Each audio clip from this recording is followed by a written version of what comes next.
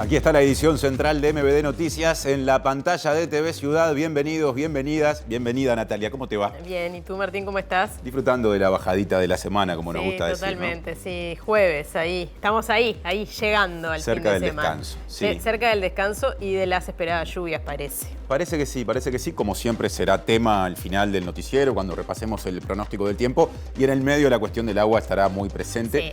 Aunque hoy no empezamos por ahí. No, hoy es fecha patria. Sí, es cierto. Y además se celebra el Día del Ejército. ¿Qué tiene que ver con esa fecha patria? Entonces, a esta hora se está llevando a cabo una misa por ese Día del Ejército Nacional que se celebra. Esto es en la Catedral Metropolitana de Montevideo, de la Iglesia Católica, en Plaza Matriz.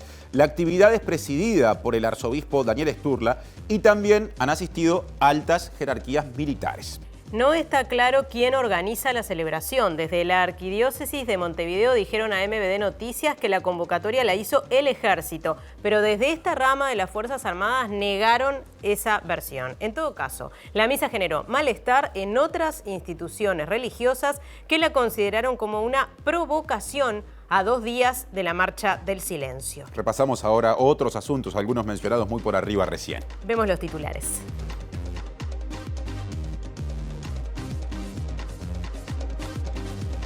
El comandante en jefe del Ejército criticó el aumento de la edad de retiro de los militares previsto en la reforma previsional. Dietistas y nutricionistas cuestionaron a la ministra de Salud Pública, Karina Rando, por la comparación que hizo entre el sodio en alimentos y el agua de OCE. El ministro de Ambiente dijo que el proyecto original del data center de Google se retiró de Uruguay, pero desde el Ministerio de Industria aclararon que sigue en pie. El exdirector de ANCAP, José Luis Alonso, presentó una carta de renuncia a Cabildo Abierto con fuertes críticas al funcionamiento orgánico y comparando la situación partidaria con la implosión del cilindro municipal. Fiscalía desarchiva la causa que investiga irregularidades en el acuerdo firmado entre el gobierno y la empresa belga Catunasi. Una delegación de Crisol estuvo en el Parlamento por el proyecto de prisión domiciliaria para mayores de 70 años y tuvo una fuerte discusión con 3 senadores oficialistas. Directorio de ANCAP aprobó por mayoría el pliego licitatorio para asociar el sector Portland con una empresa privada. Desde el sindicato ya anunciaron movilizaciones para frenar la iniciativa. Primaria autorizó la compra de agua mineral embotellada en las escuelas de Montevideo y Canelones exclusivamente para elaborar alimentos. Elecciones anticipadas en Ecuador serían el 20 de agosto tras decisión del presidente Guillermo Lasso de disolver la Asamblea Nacional. Uno de los principales socios del narcotraficante uruguayo Sebastián Marcet será extraditado mañana desde Brasil a Paraguay. Lo investigan por tráfico de drogas, lavado de activos y por el asesinato del fiscal paraguayo Marcelo Pecci en Colombia.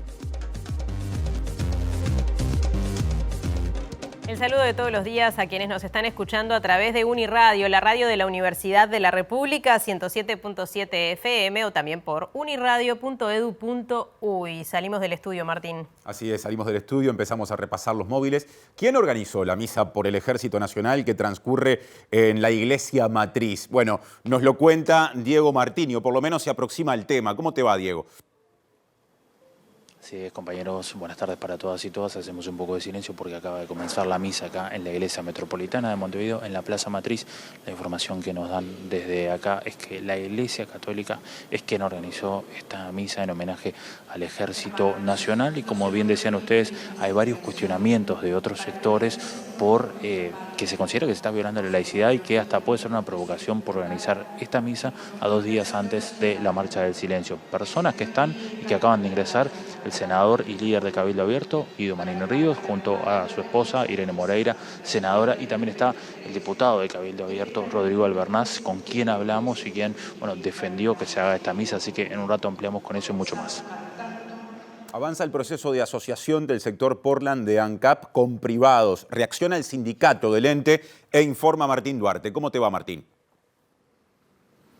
Martín, Natalia, buenas noches. Sí, como ustedes decían en titulares, por 3 votos contra 1, el directorio de ANCAP en la jornada de hoy aprobó este pliego que habilita de alguna forma la asociación del ente con privados en torno a la producción de cal, cementos y Portland. Decíamos que la votación fue 3-1 porque el director por Cabildo Abierto, Alonso, en la jornada de ayer presentó renuncia a su cargo, se había manifestado públicamente en contra del pliego y hubo repercusiones políticas por parte del director Vicente Iglesias, director del Frente Amplio, en torno a la dirección de ANCAP y también del sindicato FANCAP, que en un ratito vamos a estar conociendo qué tipo de movilizaciones o respuestas van a estar encarando a partir de la aprobación de este pliego. Nutricionistas cuestionaron la comparación que hizo ayer la ministra de Salud, Karina Rando, en la interpelación entre el contenido de sodio de algunos alimentos y el agua de OCE. ¿Qué dijeron? Realizado por la World Health Federation, Society of Hypertension and European Public Health Association, concluye que no existe evidencia, inclusive en ensayos controlados aleatorizados, que son los de mejor calidad, de un riesgo cardiovascular significativamente menor cuando se baja la ingesta de sodio a 2,3 gramos día en comparación con ingesta moderada o promedio. Se empiezan a mezclar cuestiones, se relativiza, como tratando de, bueno, no pasaría nada si se consume esta agua con niveles considerables de sodio, como los que estamos teniendo, y porque equivalen a determinados alimentos muy ricos en sodio. En realidad el agua es parte fundamental de una alimentación saludable.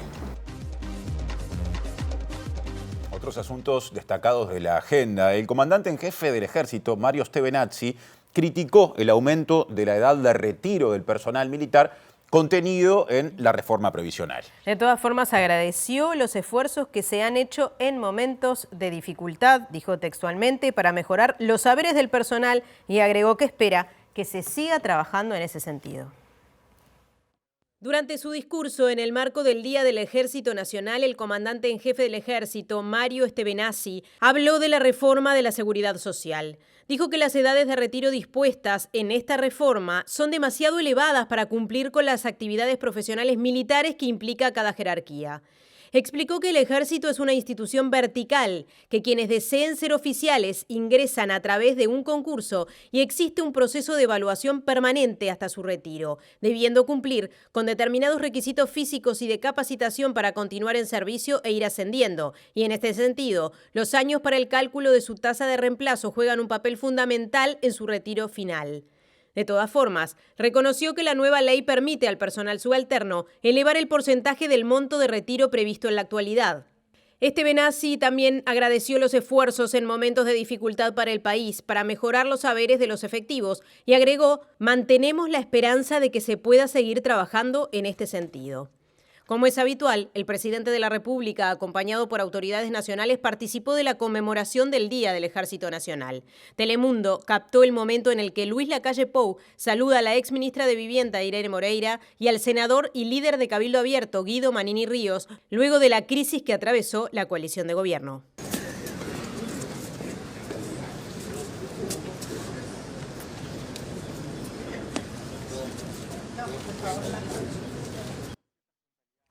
El intendente de Canelones, Yamandu Orsi, pidió no regatear recursos vinculados al acceso al agua. Dijo también que espera que el gobierno haya tomado nota de lo que se dijo ayer durante la interpelación a la ministra de Salud Pública, Karina Rando, y al ministro de Ambiente, Robert Bouvier.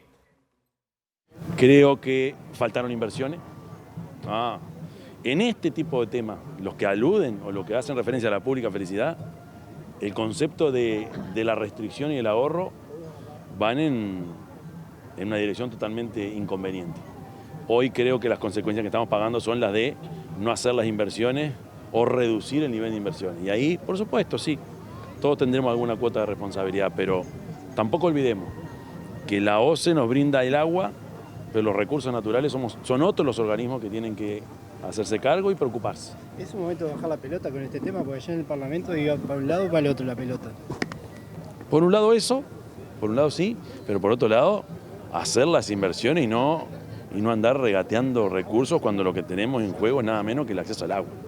Yo supongo que hemos aprendido, supongo que el gobierno habrá tomado nota con lo que pasó ayer en el Parlamento, que no es otra cosa que el reflejo político de una situación de crisis. Entonces, bajar la pelota no quiere decir vamos a quedarnos quietos, no decimos nada, no, acá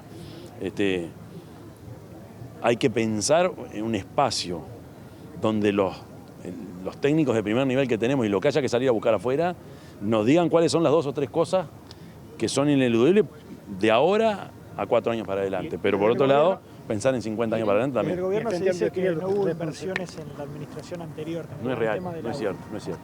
Yo vivo en Canelones, vi todas las inversiones que se hicieron en Aguas Corrientes. Además, no nos olvidemos que la OCE, lo otro que hace es saneamiento.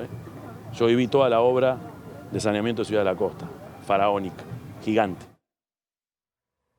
Otro asunto, el exdirector de ANCAP, José Luis Alonso, abandonó Cabildo Abierto. Cuestionó el funcionamiento del partido y lo comparó con el cilindro municipal, afirmando que sin los cuidados necesarios terminó implosionando. La carta del exdirector de ANCAP señala que frente a atropellos, discursos de odio e intentos de acallar nuestras libertades, de ninguna manera podemos permanecer indiferentes. Alonso expresa en la misiva que no puede seguir integrando un grupo tolerando órdenes por fuera del orden y un sector político donde la Junta Nacional es poco escuchada y una mesa política que hasta donde conozco, señala Alonso, no estatutaria. Tampoco han sido ejecutivos al momento al menos de contestar una carta con pedido de desagravio recibida, y si el punto es como se me indicó por WhatsApp o a la prensa, no se tuvo de la delicadeza de la respuesta formal. Desde mi punto de vista, una organización que tolera este tipo de actitudes y las convalida con su inacción no merece mi permanencia, señala el texto. Sobre el caso de otorgamientos de vivienda de forma directa por parte de la exministra Irene Moreira, Alonso señala que no puedo ser partícipe involuntario de pregonar algo con insistencia y luego por lo menos actuar distraídamente. La falta de preocupación percibida y padecida en los pequeños y en los grandes detalles me traen recurrentemente a la mente el cilindro municipal, el que sin los cuidados necesarios terminó implosionando. Me duele expresar ante esa desesperanza que no he podido incidir en la magnitud necesaria para reencaminar un derrotero del partido que ha resultado muy distinto al proclamado. Otro tema, el directorio de ANCAP aprobó por mayoría el pliego licitatorio que propone asociar el sector Portland con una empresa privada. Y desde el sindicato se cuestionó esta decisión. La Federación de Funcionarios de ANCAP emitió un comunicado horas después que el directorio de ANCAP aprobara las condiciones del pliego licitatorio para una asociación con privados para la producción de Portland, cemento y cal. La Federación de ANCAP rechaza la aprobación del pliego licitatorio que se enmarca en un plan de entrega de la industria cementera llevada adelante por el directorio de ANCAP. Resistiremos este proceso utilizando todas las medidas disponibles, señala la comunicación, y concluye, en defensa de la industria cementera, los yacimientos y las fuentes laborales. En igual sentido se pronunció el director de ANCAP, Vicente Iglesias, justificando su voto contrario a la iniciativa. Todo este proceso se realizó en la administración sin un debate público abierto y transparente, con toda la sociedad y el conjunto de los actores involucrados. Desde siempre he sostenido que este esquema asociativo necesitaba de una ley específica y un debate parlamentario. Lejos de promoverse una solución virtuosa a las dificultades y desafíos de la industria del Portland por parte de ANCAP, se absorben pasivos, se generan incertidumbres, se entrega la totalidad del negocio a manos de privados y no se resuelve parte del déficit tan señalado por los promotores de esta asociación. Por último, la comunicación concluye. Debo señalar que la metodología de trabajo empleada para aprobar este pliego y sus anexos resultó apresurada, contando con muy pocas horas para estudiar los documentos finales. Incluso solicité un aplazamiento que fue negado. Y como se advierte, todo esto conspira contra el debate de ideas y el cumplimiento cabal de mi función como director de ANCAP. Nuestro compañero Martín Duarte ha estado trabajando en este tema justamente y ahora vamos al contacto con él, que está en el móvil justamente para ampliar este tema de la Federación de Funcionarios de ANCAP. Martín Duarte. Así es, Natalia, sí, estamos convocando en esta jornada y le agradecemos el tiempo a Natalia Velo, que es presidente de justamente FANCAP, a propósito de lo que señalaba ese comunicado. Y parte del comunicado hace referencia a que, en este caso, los 3 votos a favor de parte del directorio no pueden definir el futuro de la empresa estatal, concretamente vinculado al negocio del cemento de la calle y Portland. Vamos a conocer un poco de los motivos de este comunicado. Natalia, en primer lugar, bueno, agradecerte el tiempo. ¿Cuál es la sensación que queda en FANCAP luego de esta aprobación? Parte del comunicado establecía eso, que por ahí la visión de 3 directores no pueden definir el futuro de una empresa, puntualmente en lo que tiene que ver con la industria del cemento, ¿no? Sí, nosotros desde el día 1 rechazamos este proceso no de asociación, sino de entrega, porque es muy importante que la población sepa que una sociedad en minoría es una entrega, y es lo que está acá planteado. También lo que planteamos desde el día 1, que es anticonstitucional, definir el futuro de un ente del Estado a través de un directorio, una representación aparte de 3 votos en 5.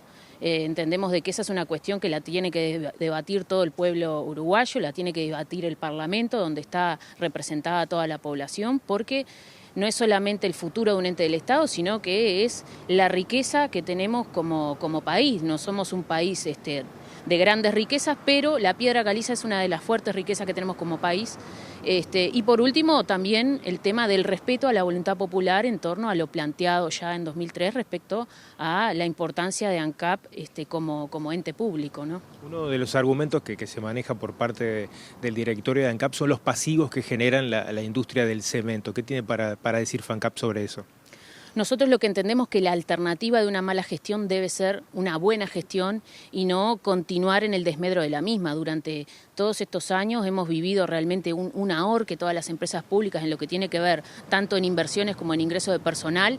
Esa situación en la industria del Portland ya venía hace muchos años atrás y se ha profundizado categóricamente la falta de inversión y la falta de ingreso de personal, y eso ha actuado en desmedro de lo que es la producción y la cantidad de días activos de la industria. Entendemos de que esa es gran parte la madre del problema, la falta de inversión que genera un fuerte pasivo que de todas maneras no va a desaparecer con esta asociación, porque también la administración en sus números pone como una pérdida el salario de las y los trabajadores, lo cual no es una pérdida, sino que es un gasto necesario para tener las plantas en funcionamiento. Lo que nosotros planteamos es que instalar, por ejemplo, la tercera línea de producción en Paysandú triplicaría la producción y no cuesta lo que ha planteado el presidente del ente, $100 millones, porque vino un privado e instaló toda una planta de última generación con un costo total de $130 millones. Nosotros queremos realmente discutir por qué no se hace esa inversión, por qué no se busca un futuro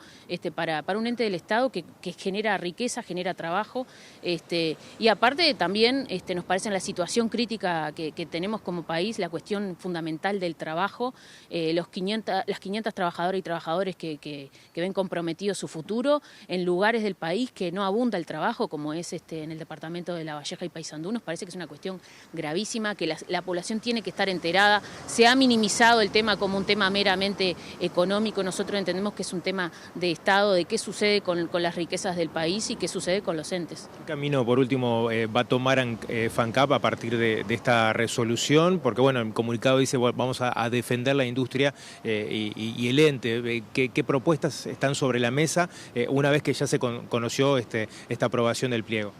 Nosotros ya definimos el 10 de mayo en nuestra Asamblea General tener a disposición todas las medidas. Vamos a estar analizando en próximos días en nuestro Consejo Federal qué medidas a nivel gremial llevar adelante. También vamos a estar analizando a nivel jurídico todas las medidas que podamos llevar adelante, pero también es fundamental hacerle llegar la información a toda la población. Se están volanteando los barrios de Montevideo. La idea es profundizar esto también en los departamentos donde están allí instaladas las plantas, para que sepa la población, porque también hay un costado del cual el ente no se ha preocupado y el sindicato sí, que ha sido el estudio del impacto social que tiene las plantas de ANCAP en el interior, ¿no? Realmente hay una punta del iceberg, abajo hay un montón de gente que realmente ve afectado indirectamente su empleo, porque estamos hablando de reubicación de trabajadores, de fuentes de trabajo que se pierden para el Zunca, y eso entendemos que va a ser un impacto terrible para la ciudad de Minas y para la ciudad de Paysandú. Natalia, muchas gracias por estos minutos. Era la visión justamente de la presidenta de FANCAP a propósito de la resolución de esta jornada por parte del directorio de ANCAP de habilitar este pliego con asociación de privados. Muchas gracias, Martín. Cambiamos de tema porque desde el Ministerio de Industria, Energía y Minería se informó que Google no tiene previsto retirarse del país y que por ende seguirá adelante con el proyecto de desarrollar un data center. Horas antes, sin embargo, el ministro de Ambiente dijo en Radio Sarandí que la multinacional había retirado ese proyecto. El proyecto del data center que Google planea construir en el Parque de las Ciencias, Canelones, sigue avanzando y ajustándose, confirmó a MBD Noticias la cartera de Industria. Hace menos de 15 días se comunicaron representantes de la compañía y autoridades del gobierno, afirmaron las fuentes del ministerio. Según el proyecto original presentado por la subsidiaria de la multinacional, el data center demandará hasta 7.600 metros cúbicos de agua potable por día, volumen equivalente al consumo diario de 55.000 personas. Este año, por orden de la Justicia, el Ministerio de Ambiente proporcionó la información. Fuentes vinculadas al emprendimiento afirmaron que se adapta para que sea más eficiente en términos de recursos hídricos, pero este y otros aspectos permanecen en estricta reserva. En el marco de la crisis hídrica, el titular de Ambiente, Robert Bouvier, fue consultado por la iniciativa en Radio Sarandí. Momentos después, la cartera de Industria desdijo al ministro de Ambiente. Mire, el proyecto de Google, que tanto se habla y que todo el mundo no sé, opina sobre él, es un proyecto que el proyecto original ya se retiró. Ajá. O sea, hoy por hoy no tenemos un proyecto de Google. ¿Ah, no? El proyecto original se retiró. ¿Tá? Obviamente cuando se retiró se dijo que va a ser un proyecto mucho más chico y demás. Por lo tanto, de Google yo no puedo hablar porque no tengo absolutamente nada. No hay nada entonces ahora. Bien. En este momento no hay nada. El proyecto original quedó en suspenso y por lo tanto para nosotros, hoy por hoy, no hay proyecto. Nos vamos ya mismo a la Ciudad Vieja, allí en la Catedral, en esta misa por el Día del Ejército está nuestro compañero Diego Martini. Así es, compañeros, ya comenzó la misa y ahí vemos las imágenes, obviamente acá en la Iglesia Metropolitana de Montevideo, presidida por el arzobispo de Montevideo, Daniel Sturla, que comienza su oración entonces en esta celebración del Día del Ejército Nacional. Y ya vamos a ver en imágenes la presencia de integrantes de Cabildo Abierto. Vamos a ver al senador Guido Manini Ríos, que está acompañado por su esposa, la senadora Irene Moreira, ministra saliente de Vivienda, y también llegó el senador Guillermo Domenech, que está acompañado de su esposa. Vemos que en imágenes también hay varios integrantes del ejército militar que vinieron acá identificados con el ejército, otros vinieron sin la vestimenta, pero vemos ahí entonces a los integrantes de Cabildo Abierto que están presentes en esta misa organizada por el Día del Ejército Nacional, que fue, como decíamos, cuestionada por varios sectores de la Iglesia, porque es organizada justamente por la Iglesia Católica, eso nos informaron hoy acá, y es convocada por Gennaro Luzararian, un padre que el otro día lo veíamos en un tape que armamos, que es un cura que es bastante cuestionado también dentro de la Iglesia, visita a presos que están en la cárcel de Domingo Arenas, capellán en el hospital militar, y eso también generó bastantes cuestionamientos. Pero hablamos antes de que comenzara la misa con el diputado de Cabildo Abierto, Rodrigo Albernaz, quien también está presente, y le consultamos por estos cuestionamientos y esto nos decía. Diputado, ¿por qué considera importante que el ejército participe de una misa? Porque ha sido cuestionado esto por algunos sectores de la Iglesia. Bueno, la pregunta sería, ¿por qué no participar de una misa? Cuando estamos en un estado en el cual existe la laicidad, pero tampoco está prohibida la fe. Yo en particular accedo por una invitación del padre Gennaro, al quien no solo quiero y respeto, sino que también admiro, y también, bueno, como no puede ser de otra manera, de apoyo dentro de lo que es mi fe a una institución tan prestigiada como es el Ejército Nacional. En esto del país laico, involucrar al ejército no genera ruido, te lo consulto porque fue cuestionado por otros sectores de otras iglesias. Bueno, yo creo que se parte de malas premisas. Acá no hay una prohibición, claramente. La invitación sería a otras iglesias y yo muy felizmente participaría. Tengo interacción con guías de fe y autoridades de otras iglesias. Participaría felizmente. La invitación sería a que hicieran, en honor al ejército, en honor a esta institución, una actividad puntual. ¿Cómo no? Mal estaría si a esas actividades quienes participamos no fuéramos. ¿Por qué lo admira al padre Luzararian? Mencionaba recién que es alguien que también ha visitado a personas que están presas en la cárcel de Domingo Arena por temas vinculados a los derechos humanos. Bueno, ahí haces una apreciación que va en parte, diría, hasta un estigma. Yo lo conozco personalmente, al padre Gennaro. He pasado tal vez diría yo pocas horas, quisiera más. Y bueno, es una persona en la cual vela por el bien de la población toda. Y bueno, capaz que es más una cuestión de sentimiento. Para mí es una clara referencia y bueno, qué criticarle, ¿no? A quienes lo critican. Bien, compañeros, justamente y ahora salimos de la misa y vamos a hablar con Nicolás Iglesias, que es investigador de religión y política. Nicolás, gracias por estar por acá. Viniste justamente de observador a esta jornada y consultarte qué significa que haya 3 senadores de la República, un diputado, los 4 demás vinculados a Cabildo Abierto, mismo sector, en esta misa por el Día del Ejército. Sí, desde el año 2016 se comenzó a retomar o a realizar estas misas entre la Iglesia Católica y el Ejército Nacional, que fueron en su inicio encabezadas por Guido Manini Ríos, siendo comandante jefe, y el cardenal Sturla, y de alguna manera dan cuenta como de 2 hechos. Desde el punto de vista histórico es esta referencia a las instituciones que están previo a la fundación del Estado y buscan generar o fortalecer una narrativa del rol del Ejército y de la Iglesia Católica en la fundación del país. Y visto en la actualidad, este diálogo también que hay a nivel ideológico y de ideas y de coincidencias entre un discurso de senadores de Cabildo Abierto, justo veíamos al senador Domenech, por ejemplo, que tienen un fuerte discurso vinculado a la hispanidad, al rol de la colonia, al rol de la Iglesia Católica en la formación del Estado y también en la defensa de valores tradicionales y en la defensa de una comprensión específica de la nación como un pueblo homogéneo, de donde los valores justamente católicos tendrían un lugar central. Y en este sentido hemos visto también que la Iglesia Católica con estas misas de alguna manera respalda ese tipo de discurso donde el Ejército tiene un rol protagónico. Nicolás, ¿te sorprende o te sorprendió que haya otros sectores de la Iglesia que cuestionen este tipo de eventos y que hasta algunos dijeron que era una provocación que se hiciera hoy, a 2 días antes justamente de una marcha del silencio por los desaparecidos? Bueno, la Iglesia Católica en su interior es muy diversa y esto genera distintas posturas. Hemos escuchado a algunos sacerdotes y laicos católicos uruguayos que han mostrado sus críticas. Claro, la coincidencia en realidad tiene que ver con el 18 de mayo, que es el Día del Ejército.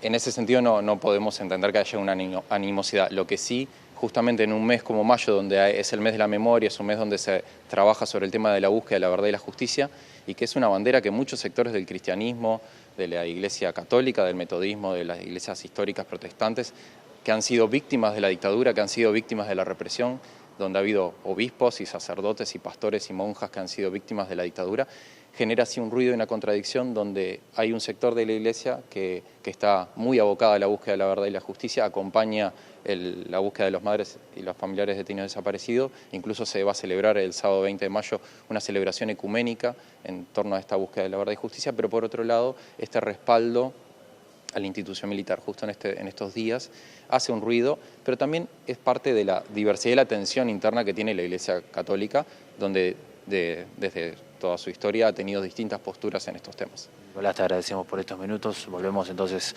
compañeros, a estudios. De acá es la Catedral Metropolitana de Montevideo, donde se está celebrando una misa por el Día del Ejército Nacional. Gracias, Diego. Seguimos en tema, seguimos hablando de derechos humanos y de memoria. Vamos al contacto con nuestra compañera Macarena Vico. Macarena.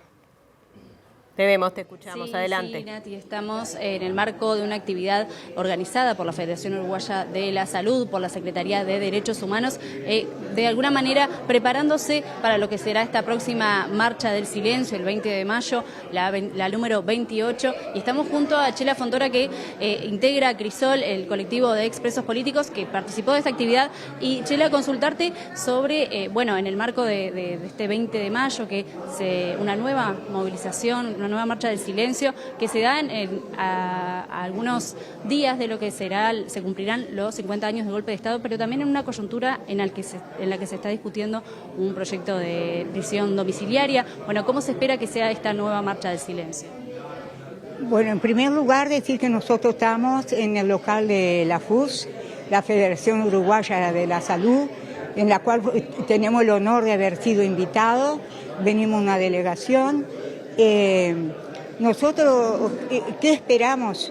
Esperamos que desborde, porque como vemos acá es la voz del silencio, que dice presente. Y ahí va a estar todos los compañeros, van a estar las compañeras, van a estar los jóvenes, quienes son los que los últimos años han llevado adelante toda la movida, nuestros hijos, nuestros nietos, porque acá, mientras haya un desaparecido, habrá lucha y habrá quien pida que aparezcan los cuerpos de ellos. Mencionabas la importancia de la juventud en esta movilización. Bueno, la juventud es imprescindible. Hoy ya lo tenemos, porque toda la movida la hace la juventud con nosotros. Y lo importante acá es que nosotros queremos saber a dónde están los 197 compañeras y compañeras que continúan desaparecidos. Y quieren sacar una ley a los mayores terroristas que ha existido en este país 50 años. Va a ser 50 años. Entonces, decimos, si sale esta ley, retrocede la democracia, porque la democracia que ellos mismos la pisotearon cuando fueron contra los 3 poderes del Estado. Entonces no es solamente contra nosotros, ha sido todo lo que hicieron en dictadura civil y militar y el terrorismo de Estado fue contra nuestro pueblo, fue contra nuestra gente, y todavía no bastó con las torturas, las cárceles, las desapariciones y los secuestros de niños, las violaciones que todavía hoy siguen ocultando. Y ellos, los que están vivos y los que están en las cárceles, los que están libres, saben dónde están. ¿Cuál es tu opinión, Chela? Ahora, en este momento se está realizando en la Catedral de Montevideo una misa por el Día del Ejército. ¿Qué opinas al respecto? Bueno, yo pienso que era lo que faltaba, porque si niegan en principio negaban que habían desaparecido. Cuando aparecieron los cuerpos en sus propios cuarteles, tuvieron que aceptar que había desaparecido. Y ahora resulta que le hacen una misa a quienes violaron, torturaron, vuelvo a decir, y siguen con el silencio de los que están desaparecidos. Para mí y para todos nosotros los compañeros, esto es una provocación que están haciendo, y pienso que la iglesia queda muy mal parada, aquella iglesia que muchos de nosotros se tuvo el apoyo en un momento tan difícil. Hoy pienso que con esta misa la iglesia queda muy mal parada frente a lo que son los delitos de lesa humanidad, y que están desaparecidas nuestras compañeras y compañeros, y queremos saber dónde están los 197.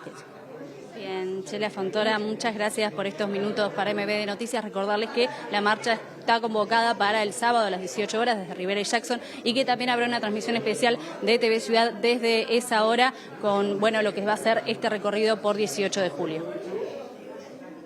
Así es, Macarena, muchas gracias a ti y al equipo. Y seguimos en tema. El Observatorio Luz Ibarburu entiende que el proyecto de ley de prisión domiciliaria para personas mayores de 70 años no respeta los estándares internacionales de protección de los derechos humanos. Señalan desde esa organización que este proyecto de ley apunta a neutralizar la sanción penal o la prisión cautelar en casos de delitos de gravedad que se cometieron en el periodo en el que hubo terrorismo de Estado.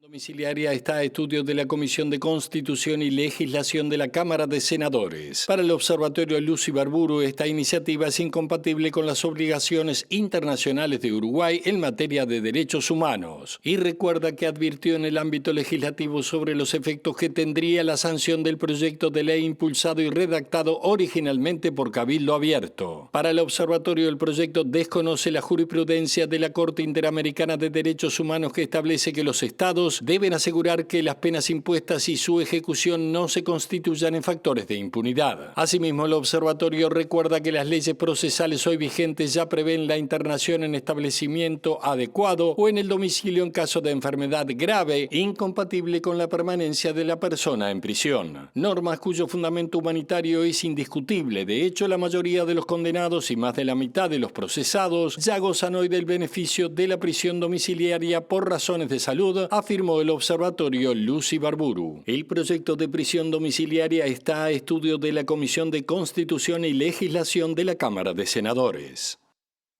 Y volvemos al tema del agua, porque Primaria autorizó la compra de agua embotellada en las escuelas de Montevideo y área metropolitana. Las partidas de dinero son exclusivas para la elaboración de alimentos y de la copa de leche y para servir un vaso de agua para las niñas y niños que tienen el almuerzo incluido. El programa de alimentación escolar elaboró una guía de recomendaciones para optimizar el uso del agua. Entre las sugerencias está atender en la preparación de alimentos la proporción necesaria de agua, 2:1 para el arroz, 3:1 para la pasta, no colar el arroz y reutilizar el agua de la pasta. La racionalización del agua incluye que en el almuerzo el agua se brindará a requerimiento y no se servirá en forma previa. En ese sentido, el cálculo estimado es de un solo vaso de agua por niño a la hora de la ingesta. Entre los escolares que no concurren a centros de tiempo pedagógico extendido o de educación especial, el agua de consumo personal seguirá siendo de la canilla o de las cantimploras que les envían los padres. La recomendación indica que durante este mes se puede sustituir los postres de leche por fruta cuidando el monto de la partida y luego de agotar las posibilidades de brindar lácteos, y cuando sobra leche en la mañana puede guardarse para la tarde refrigerando la misma. Y OCE informó que el caudal de agua para abastecer la ciudad de Minas se mantiene estable, a pesar de que esa región del país es una de las más afectadas por la falta de lluvia. Desde el organismo también informaron que por ahora no ha sido necesario trasladar agua en camiones cisterna desde otras localidades hacia la capital de La Valleja. Un comunicado emitido por OCE establece que las reservas en el embalse del arroyo San Francisco se han mantenido estabilizadas en las últimas semanas. También señala que la demanda de la ciudad de Minas, en la que viven unas 40.000 personas, ha sido atendida mediante esa represa, desde un parque de perforaciones y también a través del sistema de respaldo en Paso Campanero, que corresponde a la cuenca del río Santa Lucía. El documento agrega que se llevó a cabo un operativo que amplió la producción y la cobertura del servicio. MBD Noticias habló con el gerente de la zona sureste de OCE, Eduardo Liard, quien dijo que las reservas de la cuenca del San Francisco garantizan agua para entre 2 y 3 semanas. Aclaró además que esa cuenca y la otra, la del río Santa Lucía, en este momento están abasteciendo a la capital de La Valleja prácticamente en partes iguales. El funcionario de OCE aseguró que el peor momento del abastecimiento en la ciudad se dio a mediados de marzo, cuando había caudal para menos de un mes. A diferencia de lo que pasa en Montevideo, área metropolitana e incluso parte de Florida, el agua de Minas no tiene niveles alterados de sodio y de cloruro, o sea que en ambos indicadores presentan los valores normales. Temas vinculados. En algunos puntos de la ciudad de Minas hubo episodios de agua con coloración amarilla y blanca en la red de OCE. Con respecto a esos episodios, algunos de los cuales se aprecian en estos videos que estamos viendo en este momento, desde la zona sureste de OCE, le dijeron a MBD Noticias que han sido puntuales y aislados y no presentan riesgo sanitario. Se explicó que la coloración amarilla se debe a la presencia de manganeso en algunas cañerías, ya que el agua que se está suministrando tiene más sedimentos que los habituales porque proviene del fondo de los cauces. La coloración blanca, en cambio, se debe a la presencia de aire en las tuberías debido a cambios en la presión del agua. Desde OCE se recomienda a la población de Minas que, ante estos eventos, presente su reclamo para que el personal solucione la situación. Bueno, y una especialista en nutrición y salud pública cuestionó la exposición de la ministra de Salud Pública, Karina Randó, durante la interpelación. Sí, entiende que no fue adecuada la comparación del sodio en el agua que OCE está suministrando en Montevideo y la zona metropolitana con algunos alimentos que tienen exceso de ese elemento. Se empiezan a mezclar cuestiones, se relativiza, como tratando de, bueno, no pasaría nada si se consume esta agua con niveles considerables de sodio, como los que estamos teniendo, y porque equivalen a determinados alimentos muy ricos en sodio. En realidad el agua es parte fundamental de una alimentación saludable.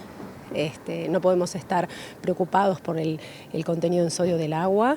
También apuntó que es preocupante que la ministra haya relativizado el límite de consumo de sodio recomendado por el Ministerio de Salud Pública y la Organización Mundial de la Salud. Somos un país que viene hace muchos años trabajando en el tema de la prevención de las enfermedades cardiovasculares, en políticas públicas que puedan proteger a la población, generar entornos saludables. El rotulado frontal es un ejemplo, pero hay muchas otras otras estrategias que vienen siendo como, ¿no? Están puestas sobre la mesa hace mucho tiempo, y esto de alguna forma debilita, minimiza y relativiza entonces que pareciera que el sodio no se asocia, el consumo de sodio no se asocia con la prevalencia de hipertensión o enfermedad cardiovascular, que es un 40% de la población adulta en nuestro país.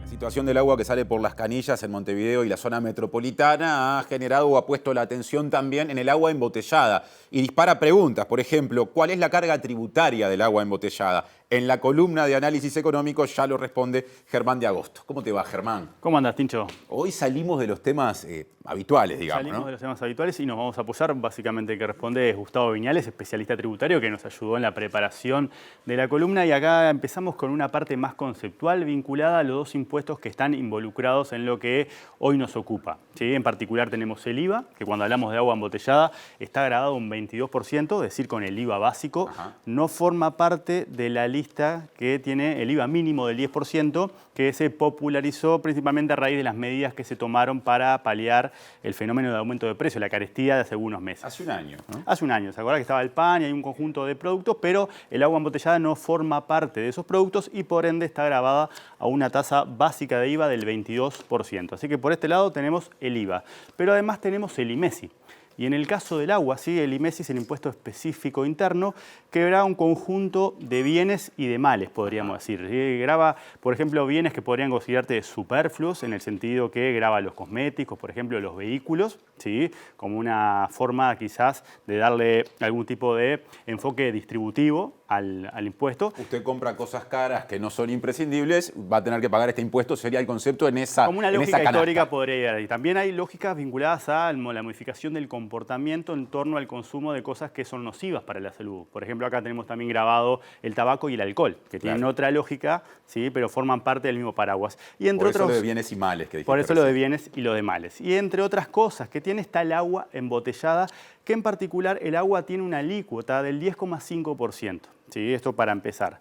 Pero esa alícuota del 10,5% se establece sobre un valor ficto, es decir, sobre un valor que está determinado de forma administrativa, que es de 22,2 por litro de agua. Ajá, ¿sí? Que es menos de lo que pagamos por un litro de agua, no es sobre el costo, exacto, digamos, no es sobre, exacto, es un 10% sobre ese 22 que forma como un ficto. Bien. ¿Sí? Entonces, para ahora salir de lo conceptual y lo abstracto, vamos a aterrizarlo al ejemplo de un bidón de 6 litros y cuarto. ¿Sí? Entonces, lo que vemos ahora en la siguiente placa es justamente, mantenemos los mismos colores, y acá tenemos, por ejemplo, cómo se compone el precio del bidón de 6 litros, 25 en función del IVA, ¿sí? Este 22%.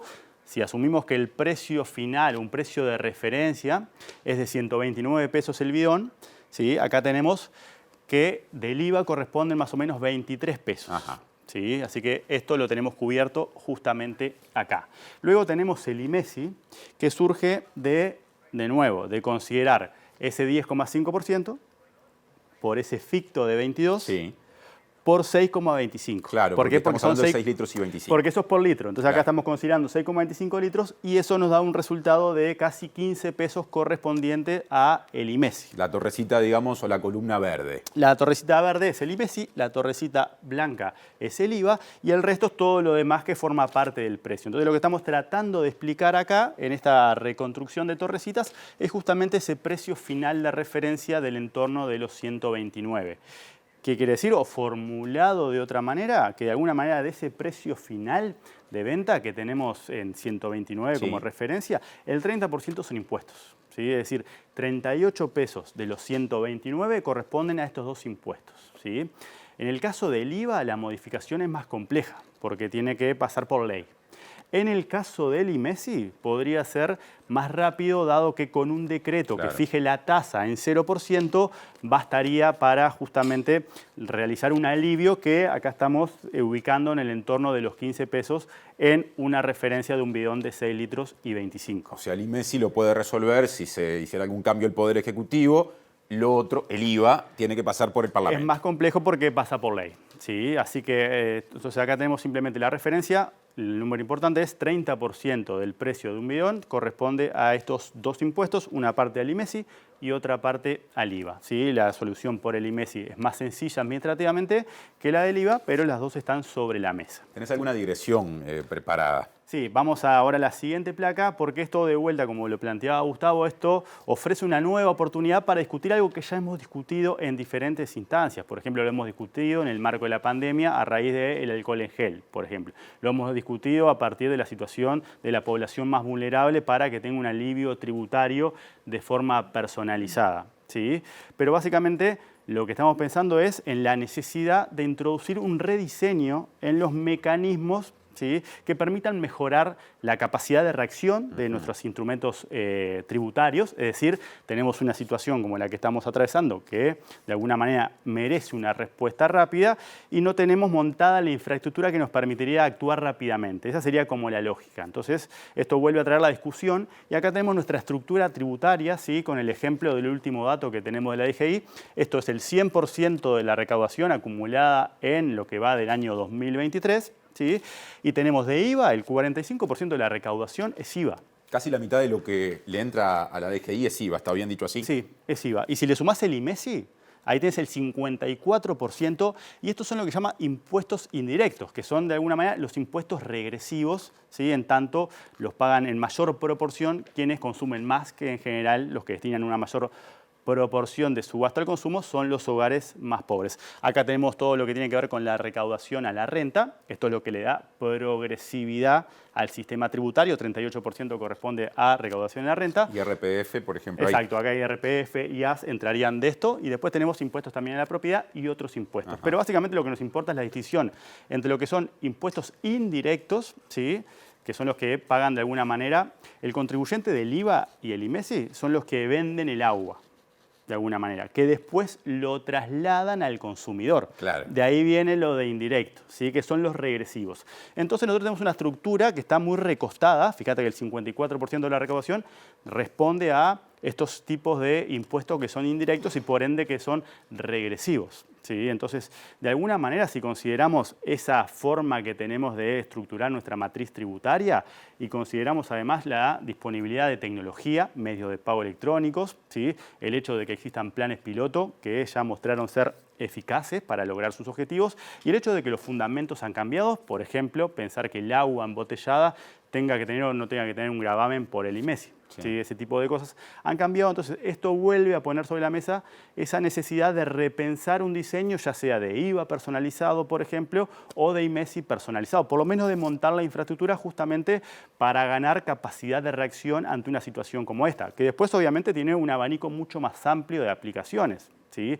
Hogares más vulnerables, todo lo que está pasando con la frontera, ¿sí?, celíacos, un conjunto de cosas. Con condiciones de salud que puedan ameritar un acceso preferencial. Exacto, que vos tengas que personalizar y mejorar la puntería a la hora justamente de realizar alivios tributarios. Entonces esto vuelve a ser una oportunidad para poner sobre la mesa esa necesidad de readecuar y volcar o intentar darle mayor progresividad, ¿sí?, sacándole la regresividad a los impuestos. ¿Por qué? Porque otra cosa que podría hacer es aumentar los impuestos progresivos.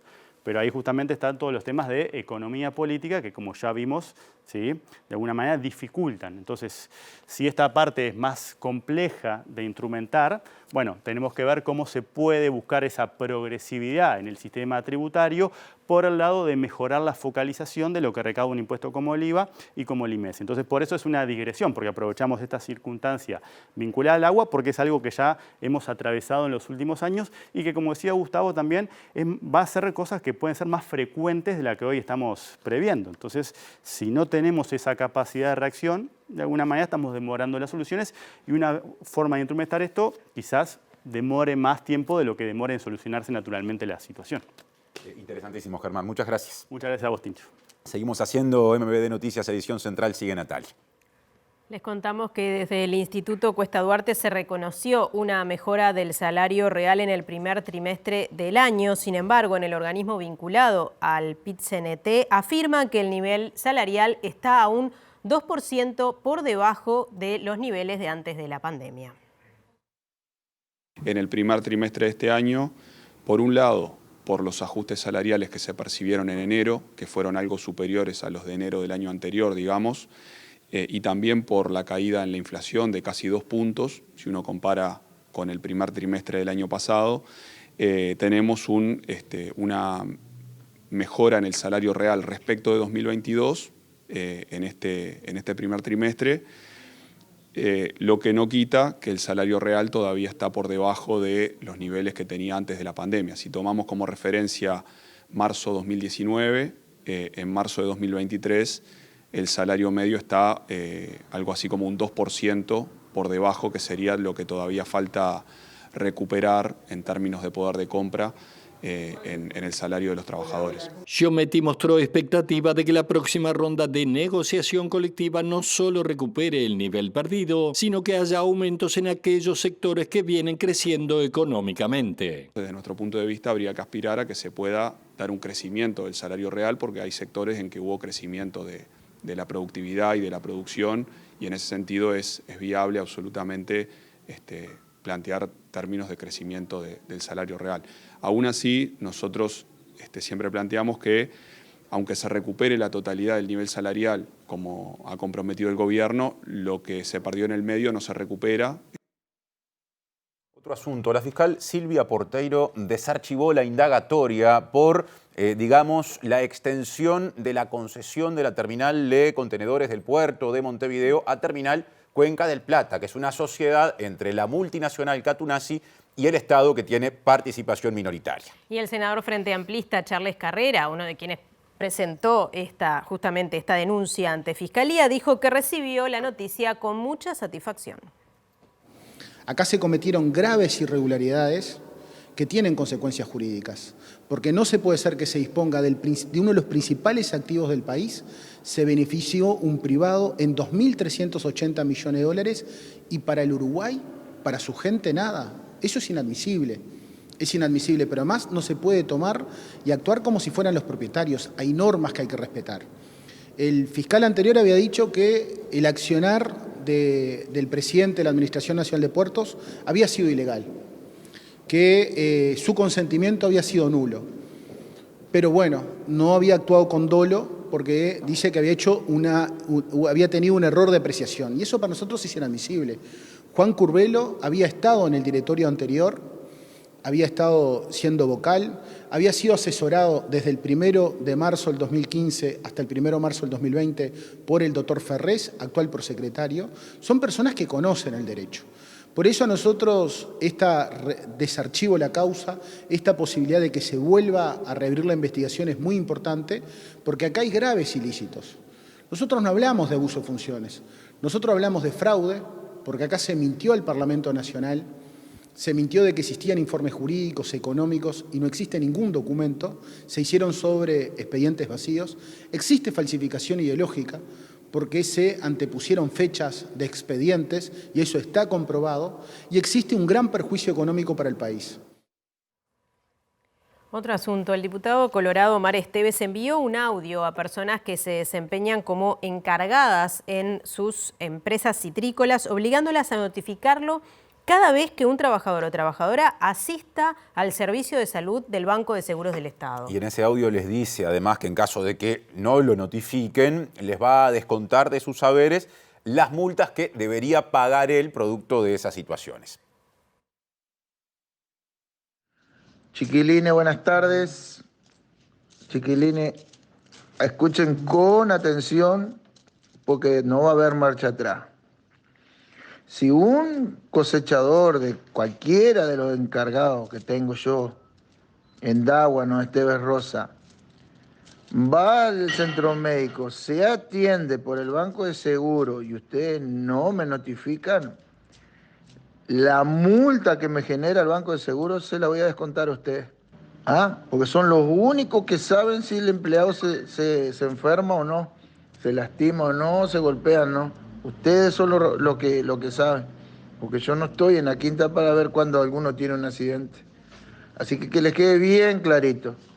El cosechador va, se atiende por el Banco de Seguro y ustedes no notifican, sea cual sea el capataz, la multa que me genera a mí, se la descuenta a ustedes.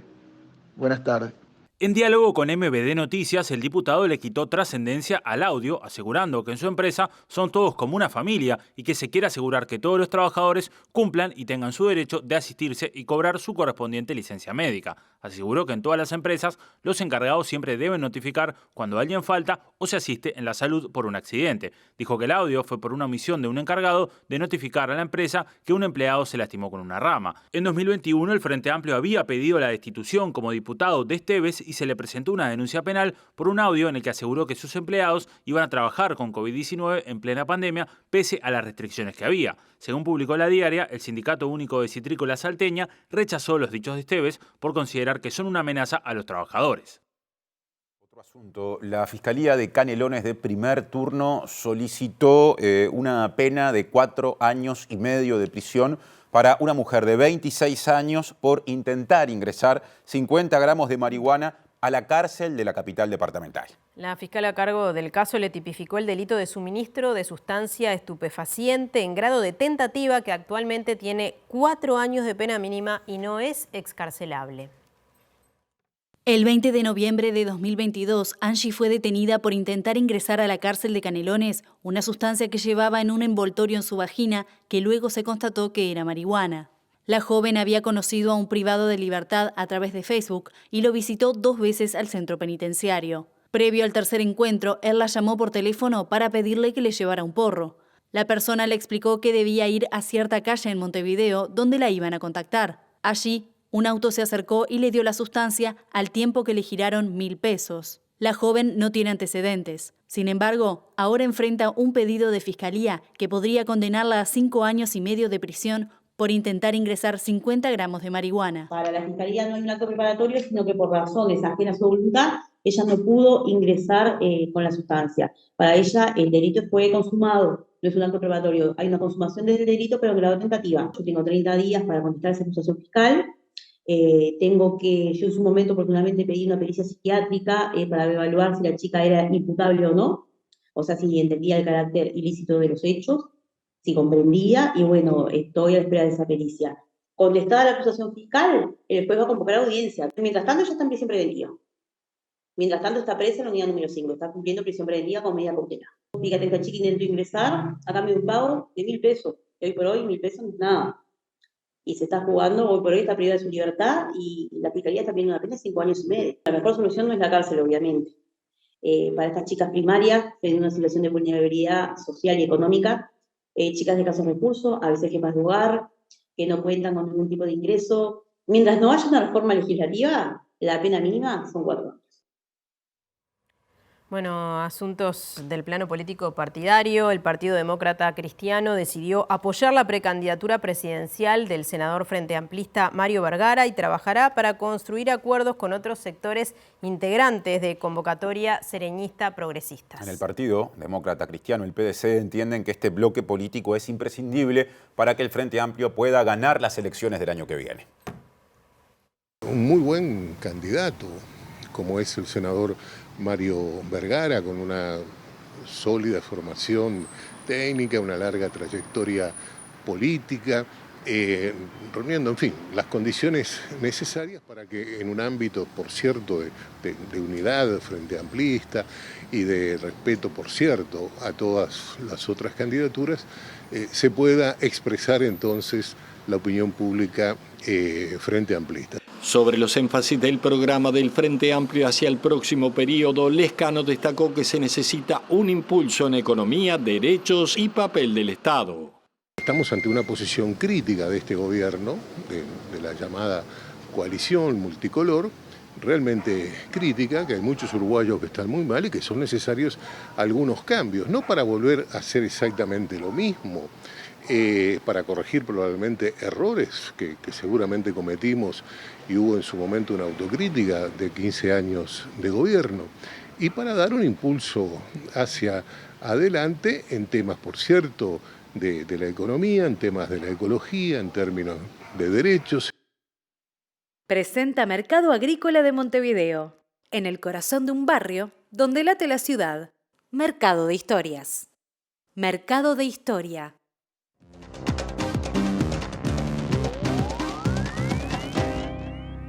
¿Qué tal? Buenas noches. Volvemos a comenzar la información internacional con la situación naturalmente en Ecuador en el día después de la disolución de la Asamblea Nacional por parte del presidente Guillermo Lasso. Ha sido un día relativamente normal desde el punto de vista de las actividades. El expresidente Rafael Correa, que ha sido justamente uno de los que había impulsado el juicio político contra Lasso, dijo que no cree que haya violencia en el país, pero lo fundamental es que las autoridades electorales han marcado el 20 de agosto como la probable fecha en que se realicen esas elecciones anticipadas. Todo eso siempre y cuando el Tribunal Constitucional entienda que lo actuado por Lasso ha sido correcto y ha estado acorde a la Constitución, porque de otra manera deberían volver los legisladores a su lugar y todo seguiría como antes. Por otra parte, la CONAIE, la Confederación Indígena, teme que en todo este proceso Lasso, a través de los decretos, siga con su plan de privatizaciones.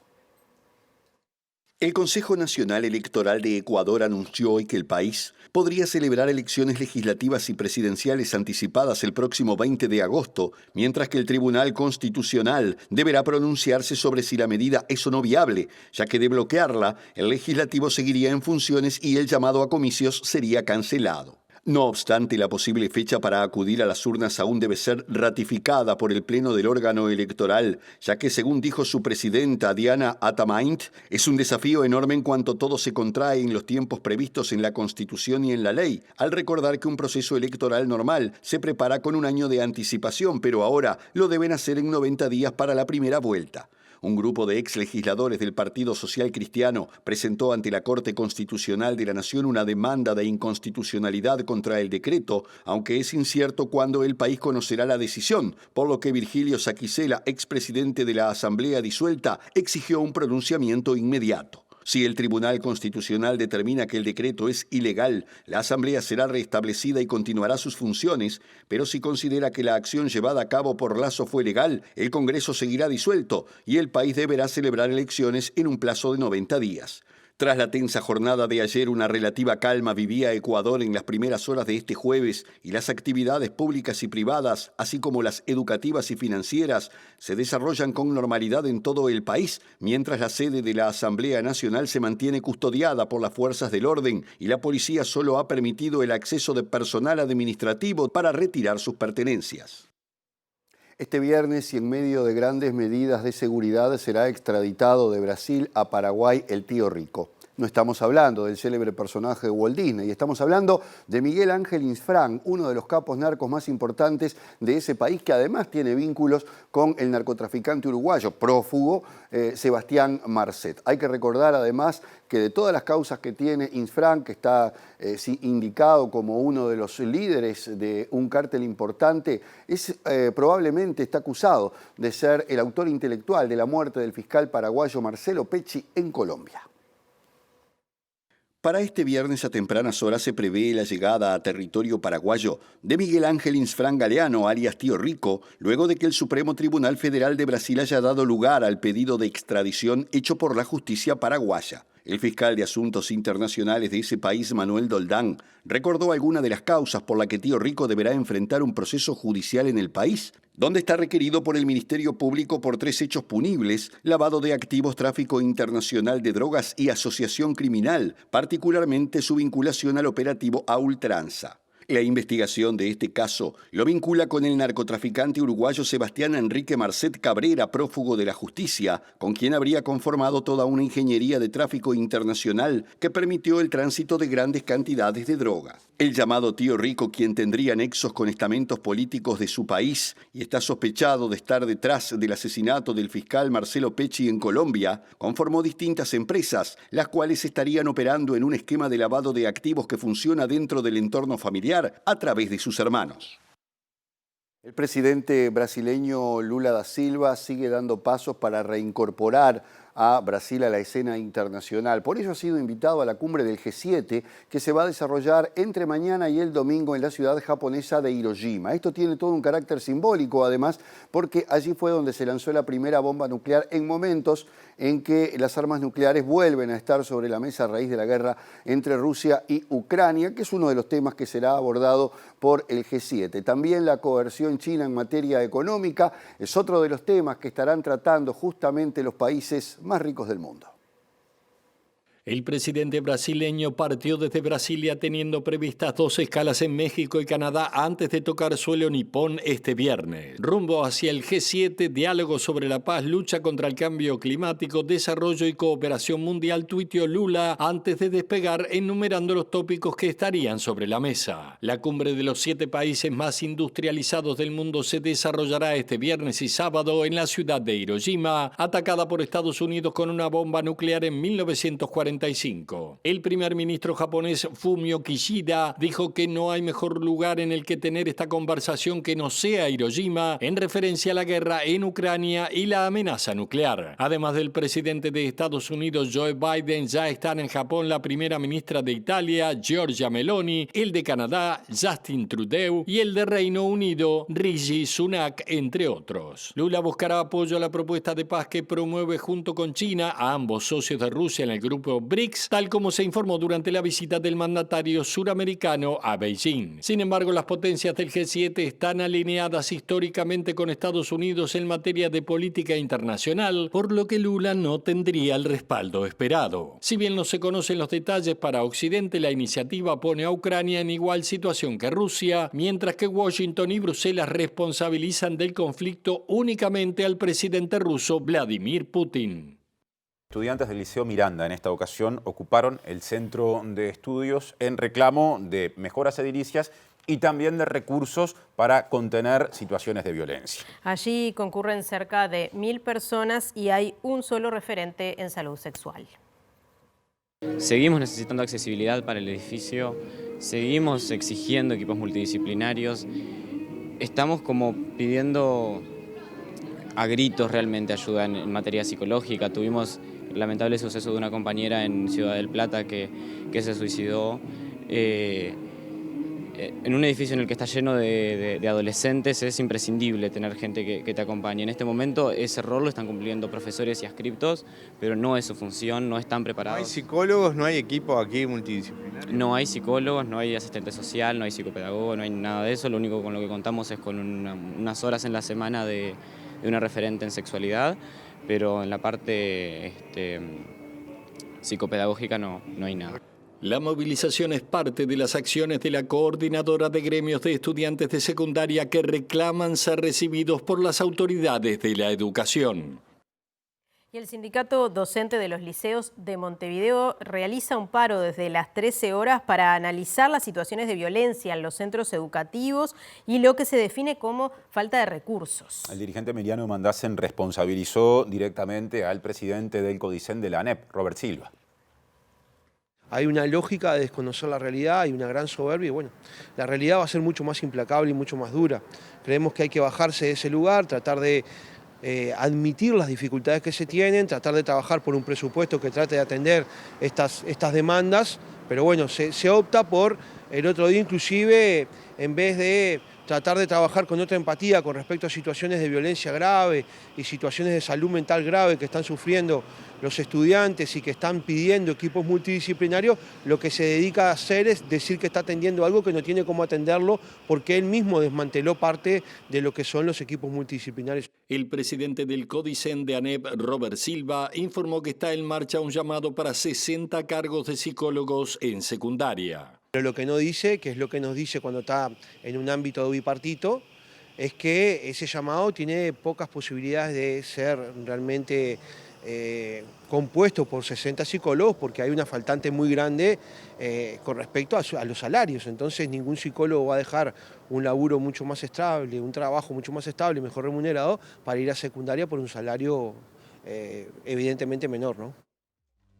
Estamos de salida, como siempre, en el tramo final de la edición de hoy. Sí, repasamos antes de irnos los datos del tiempo de Inumet para los próximos 3 días en la zona metropolitana. Mañana viernes 19 de mayo estará algo nuboso durante el día y en la tardecita están pronosticadas lluvias, como hemos venido diciendo todos estos días. 10 grados la mínima, 23 la máxima. Importante noticia esa, las lluvias que están previstas para mañana también es bastante probable, según dice Inumet, casi con 48 horas de antelación para el comienzo del sábado. En la mañana del sábado, probables precipitaciones, mínima 12, máxima 18 y va a ir mejorando el tiempo conforme avance la jornada, algo que es importante porque está previsto que se desarrolle la Marcha del Silencio.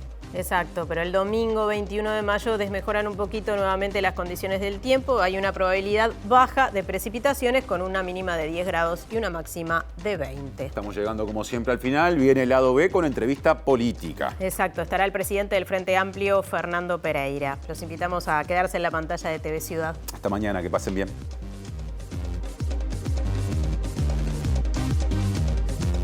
El comandante en jefe del Ejército criticó el aumento de la edad de retiro de los militares previsto en la reforma previsional. Dietistas y nutricionistas cuestionaron a la ministra de Salud Pública, Karina Rando, por la comparación que hizo entre el sodio en alimentos y el agua de OCE. El ministro de Ambiente dijo que el proyecto original del data center de Google se retiró de Uruguay, pero desde el Ministerio de Industria aclararon que sigue en pie. El exdirector de ANCAP, José Luis Alonso, presentó una carta de renuncia a Cabildo Abierto con fuertes críticas al funcionamiento orgánico y comparando la situación partidaria con la implosión del cilindro municipal. Fiscalía desarchiva la causa que investiga irregularidades en el acuerdo firmado entre el gobierno y la empresa belga Catunasi. Una delegación de Crisol estuvo en el Parlamento por el proyecto de prisión domiciliaria para mayores de 70 años y tuvo una fuerte discusión con 3 senadores oficialistas. Directorio de ANCAP aprobó por mayoría el pliego licitatorio para asociar el sector Portland con una empresa privada. Desde el sindicato ya anunciaron movilizaciones para frenar la iniciativa. Primaria autorizó la compra de agua mineral embotellada en las escuelas de Montevideo y Canelones exclusivamente para elaborar alimentos. Elecciones anticipadas en Ecuador serían el 20 de agosto tras decisión del presidente Guillermo Lasso de disolver la Asamblea Nacional. Uno de los principales socios del narcotraficante uruguayo Sebastián Marcet será extraditado mañana desde Brasil a Paraguay. Lo investigan por tráfico de drogas, lavado de activos y por el asesinato del fiscal paraguayo Marcelo Pecci en Colombia.